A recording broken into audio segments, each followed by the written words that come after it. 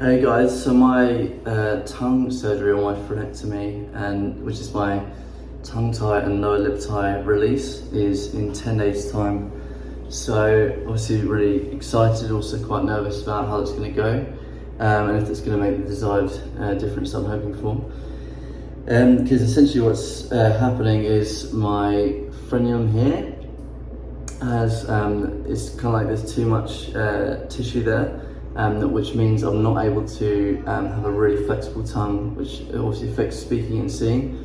When I'm speaking, now it's not too bad because I've done loads and loads of exercise today, or I've just done loads of exercise, and but usually it means I'm always speaking from right down here. I'm using the diaphragm, of course, using all my breathing muscles, which I train all the time. But yeah, specifically it's like the voice kind of feels like it's trapped down here. At the moment, as I said, it's not too bad, it seems a bit more resonant, but usually it's stuck down here. So at the moment, for example, I can do the and everything like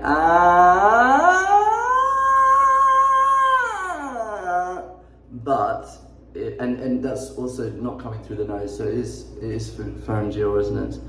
But yeah, it's like it definitely feels like there's kind of a place where it's like it's kind of blocked. It's like an area that I'm not able to resonate into. So yeah, I'm going to the voice specialist tomorrow, who's gonna I just wanted to, I guess, get a third opinion on the frenectomy treatment that I'm getting done in 10 days time, and I'll see what he thinks about it. He's one of like the top ones in Sydney, so yeah, hopefully that goes all right. And yeah, they're gonna obviously do the scope where they go down and look at your vocal cords and stuff. And yeah, we'll see, I guess. Yeah, just wanted to let you know that, yeah, 10 days till the vocal surgery, so the tongue surgery. And the plan is after that, soon after that, to get my fixed retainer. It's at the top of my bottom teeth. I'm just gonna get the top one, I think, taken out, which is then gonna allow my jaw to kind of, so basically what happens is your jaw comes in two halves, but if you have fixed retainers on, it's basically locking them together because there's a wire going across like this and this.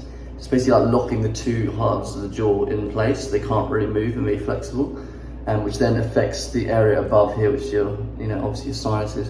And I've had issues with my sinuses for years. I've had two surgeries actually on my nose, so and like, even though I've got these huge airways, I feel like I can't breathe through them. I'm always getting inflammation as well. That's from reflux and stuff, which is basically from if you're bringing too much air when you're eating and stuff, then it creates more gas, which then contributes to the reflux. Because my diet is always really good.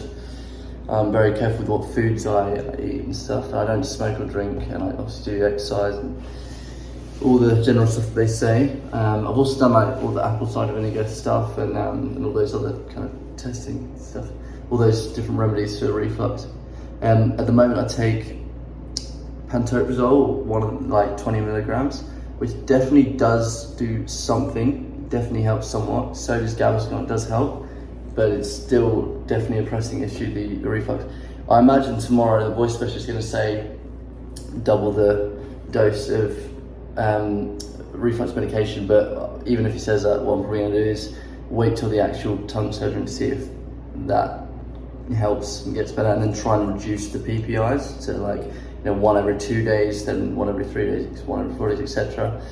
But I imagine he's probably going to say just double the dose, because that's what he told me to do initially, and I didn't listen to him because I wanted to do it my own way, which in hindsight probably not a good idea because it just set me back even longer, which is important why you listen to advice. But on this occasion, I'm just going to give that 10-day window. If the tongue surgery doesn't help, then I'll probably do the double dosing. But I hope it doesn't come to that. And then after the fixed retainer is taken off, they're going to put this device in. I'm also a little bit concerned, obviously, about what happens to my teeth, because at the minute they're quite straight, because that brace was done a few years ago. But after that, they're going to put this device in called an ALF, and that's going to essentially widen the hard palate. So at the minute, my hard palate's quite narrow because after years of mouth breathing, your tongue actually sits lower, which means it's not developing the area on the hard palate. So yeah, anyway, these are a bunch of things that I learned last year and spent a bunch of money to learn, and lots of time and effort. So I hope you find that somewhat useful if you're going through a similar thing.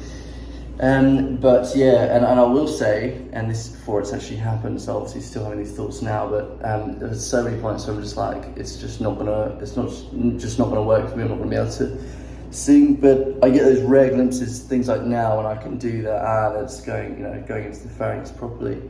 A few minutes like this where it gives me that belief. I'm like, you know what, my voice is actually there. I just have to figure a way to get it out and to get it working all the time, because ideally I'd have the voice working every single minute of the day, regardless of if you warm up or not. Like, warm up makes a bit of difference to me, but like obviously that's not everything, because I would have figured it out by now. Yeah, and obviously a bunch of vocal coaches, so it's not like, including like a top opera singer, so I always knew it was something like structural. I guess needed the confirmation and to figure out what that was.